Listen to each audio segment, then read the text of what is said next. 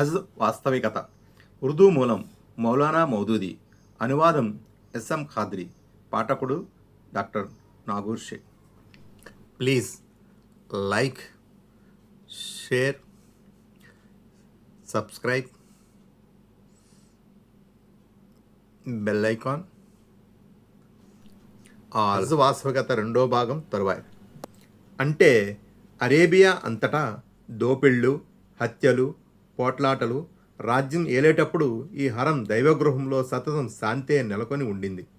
చివరకు అజ్ఞానులైన, క్రూరులైన ఆటవికులు సైతం దీని హద్దుల్లో ప్రవేశించాక తన తండ్రి హంతకుణ్ణి చూసిన ఆ హంతకునికి ఎలాంటి హాని కలిగించే ధైర్యం చేయలేకపోయేవారు.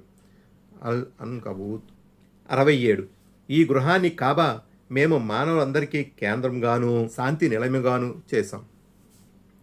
ఇబ్రహీం అలైహిస్సలాం ఆరాధన కొరకు నిలబడిన స్థలాన్ని శాశ్వతమైన నమాజు స్థలంగా చేసుకోవలసిందని ప్రజలను మేము ఆదేశించాం. ఇంకా నా ఈ గృహాన్ని దానికి ప్రదక్షిణం చేసేవారి కొరకు, దానిలో ఎతేకాఫ్ పాటించేవారి కొరకు, రుకు సజ్దాలు చేసేవారి కొరకు పరిశుద్ధంగా ఉంచవలసిందని ఇబ్రహీం అలైహిస్సలాంను, ఇస్మాయిల్ అలైహిస్సలాం నిర్దేశించాను.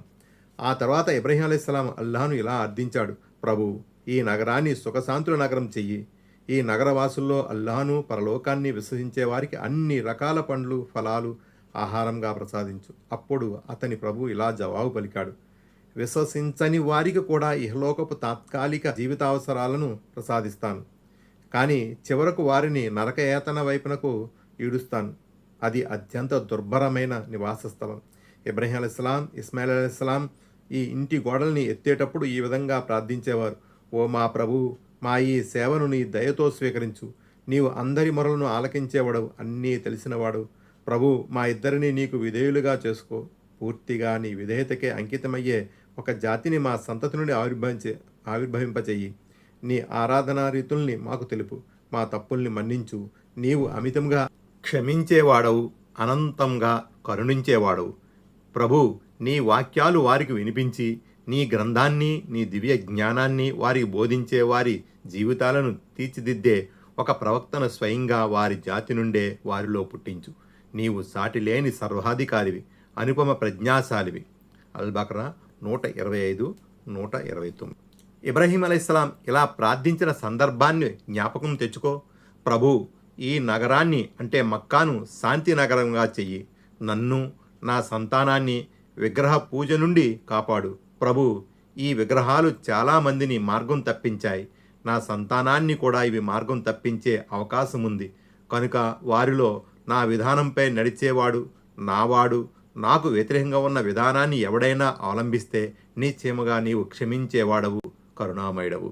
ప్రభు, తృణకాష్ట జలరహితమైన లోయలో నా సంతానంలో కొందరిని తెచ్చి నీ పవిత్ర గృహం వద్ద నివసింపజేశాను.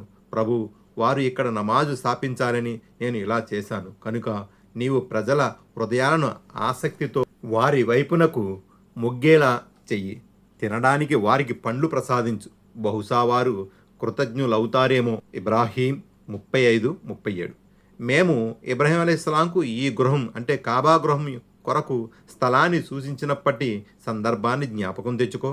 అప్పుడు మేము ఇలా ఉపదేశించాం: నాకు దేనిని భాగస్వామిగా చెయ్యకు.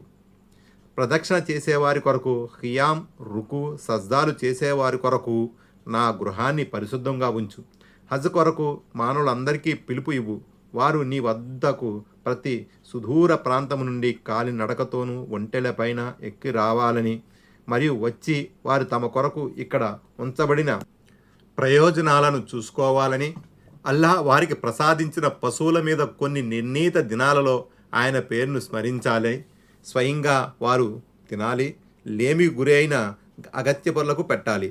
అల్ హజ్ 26, 28. హజ్ ప్రారంభ కథ. ఇది ఇస్లామీయ మూల స్తంభాలో 5వది. దీని ద్వారా తెలిసిందేమంటే, ప్రపంచంలో మొట్టమొదటి విశ్వవ్యాప్తంగా ఇస్లామీయ ధర్మ ప్రచారం కోసం ఏ ప్రవక్త అయితే నియమించబడ్డారో ఆ ప్రవక్తకు కేంద్రస్థానం ఈ కాబాయే. అక్కడి నుండి దైవ సందేశం ప్రపంచంలోని వివిధ ప్రాంతాలకు వ్యాపింపజేయడం జరిగింది.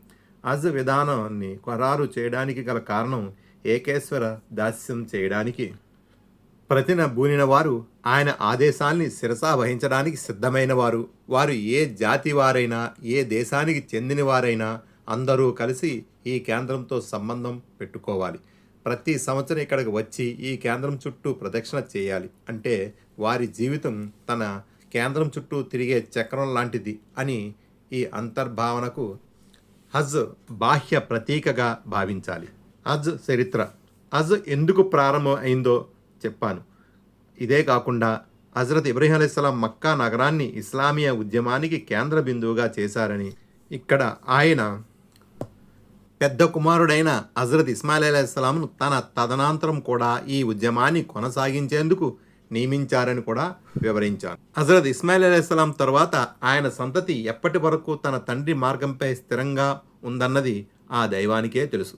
మొత్తానికి కొన్ని శతాబ్దాల్లోనే వారు తమ తాత ముత్తాతల మార్గాన్ని మరచి ఇతర మూఢజాతుల్లో వ్యాపించి ఉన్న ఆచార సాంప్రదాయాలను సొంతం చేసుకున్నారు. ఏ కాబా గృహం అయితే ఏకేశ్వర ఉపాసన కోసం ధర్మ ప్రచారానికి కేంద్రంగా చేయడం జరిగిందో ఆ కాబా గృహంలోనే వందలాది విగ్రహాలు వెలసాయి. హజరత్ ఇబ్రాహీం అలైహిస్సలాం, ఇస్మాయిల్ అలైహిస్సలాంలు తమ జీవితాలను విగ్రహారాధనను అంతం చేయడానికే వెచ్చించారు. కానీ స్వయంగా వారి విగ్రహాలనే చెక్కి ఆ కాబా గృహంలోనే ప్రతిష్ఠించడం జరిగింది. ఏకోన్ముఖుడైన హజరత్ ఇబ్రాహీం అలైహిస్సలాం సంతానం లాత్, మనాత్, హుబుల్, నస్, యగూస్, ఉజ్జా, ఇసాఫ్, నాయిలా ఇంకెన్నో పేర్లు గల దేవతా విగ్రహాలను ప్రతిష్ఠించి వాటిని మొక్కేవారు. చంద్రుడు, బుధుడు, శుక్రుడు, శని ఒకటేమిటి ఎన్నో గ్రహాలను కూడా పూజించింది వారి సంతతి. భూత ప్రేత పిశాచాలను, జిన్నుల్ని, దేవదూతల్ని, చనిపోయిన తమ పెద్దల ఆత్మలను పూజించారు. అజ్ఞానం ఎంతవరకు వ్యాపించిపోయిందంటే ఇంటి నుంచి బయలుదేరినప్పుడు తమ ఇలవేల్పుల విగ్రహం ఏది లభించకపోతే నడుస్తూ దారి వెంట ఏదో ఒక చిన్న రాయి దొరికినా దాన్ని పూజించేవారు.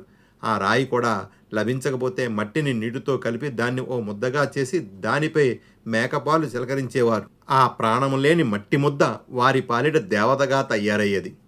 తమ తండ్రి ఇబ్రాహీం అలైహిస్సలాం మఠాధిపత్యాన్ని, పౌరోహిత్యాన్ని ఇరాక్ భూభాగంలో ఎదురించి పోరాడారు. కానీ అవి వారి కుటుంబంలోనే చొరబడి తిష్ట వేసుకున్నాయి. కాబా గృహాన్ని విగ్రహారాధకుల పుణ్యక్షేత్రాలుగా మార్చి అక్కడి అర్చకులై కూర్చున్నారు. హజ్ను తీర్థయాత్రగా ఓ జాతరగా చేసి ఏకేశ్వరవాద ప్రచారానికి నిర్మించబడిన కాబాను వారి విగ్రహారాధన ప్రచార కేంద్రంగా మార్చివేశారు. పూజారులు, అర్చకులు వేసే ఎత్తులన్నీ వేస్తూ వీరు అన్ని వైపుల నుండి వచ్చే హజ్ యాత్రికుల నుండి కానుకల్ని, మొక్కుబడుల్ని వసూలు చేయనారంభించారు.